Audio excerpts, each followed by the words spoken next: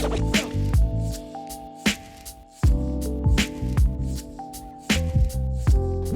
Penny, it's Paul Crowe from Plenary Group here. My question is, given the size of the infrastructure gap in Southeast Asia, estimated by ADB to be more than $210 billion a year, what are you noticing in the region that governments are doing to help bridge the infrastructure gap and attract foreign investment to the region? So the persistent infrastructure gap in Southeast Asia remains an ongoing concern for governments both in Southeast Asia and others in the Indo-Pacific. In comparison to the rest of the world, actually in Asia, 90% of infrastructure funding actually comes from government. On average in the rest of the world, it's only 40%. So as we transition through COVID, it's going to be increasingly difficult for governments in Southeast Asia who are already under an enormous burden with infrastructure financing to find the funds that they need to drive the next level of infrastructure spending and development across the region. In terms of action, the Association of Southeast Asian Nations, so ASEAN, which is the peak body for Southeast Asian economies, has launched a master plan on ASEAN connectivity in 2025. It basically focuses on three key areas. It aims to offer a list of rolling projects for outside investment, establishing a clear pipeline of opportunity for investors going forward. It offers, secondly, a list of potential funding sources, and thirdly, actually includes a sustainable urbanization strategy for ASEAN.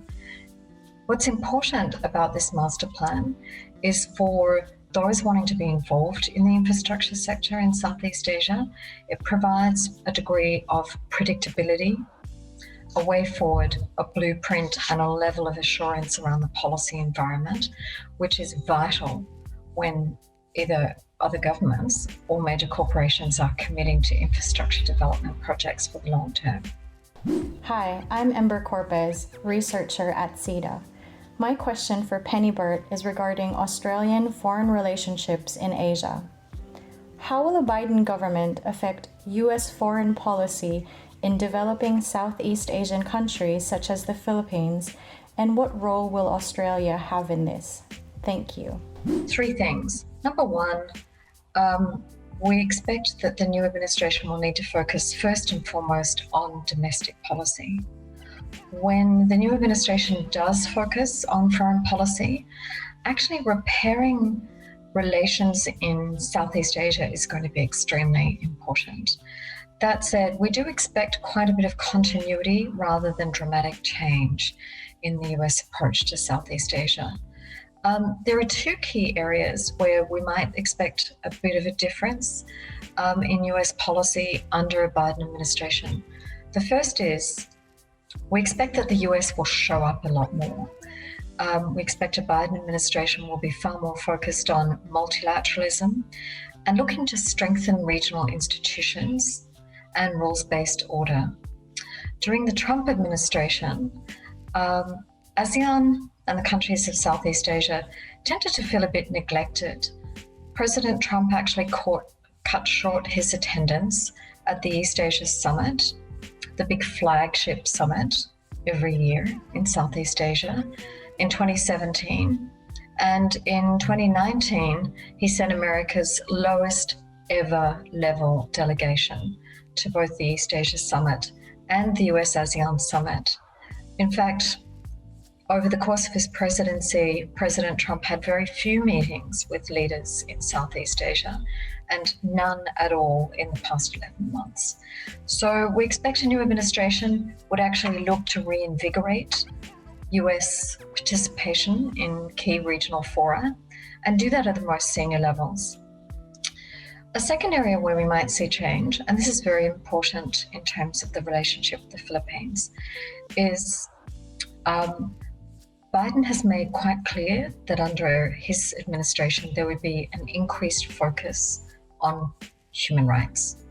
And human rights have been an ongoing point of contention between the United States and the Philippines and some other countries in Southeast Asia.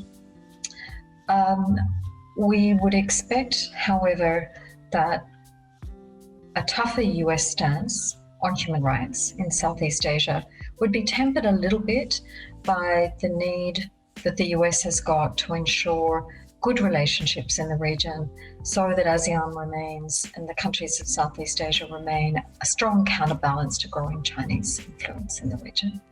Hello, Jamie Wilkinson from Cannings Purple Strategic Communications here. When global travel returns, where's the first place you're going to visit for pleasure? What is the first destination that I will be travelling to once the Australian border opens again? Actually, I have lived most of my life in Asia, and prior to returning to Australia 2.5 years ago, had lived in Singapore for nearly 14 years. So actually, my very first destination is going to be back to Singapore to touch base with lots of friends and colleagues and re-immerse myself in the part of Asia that I know and love so well, which is Southeast Asia.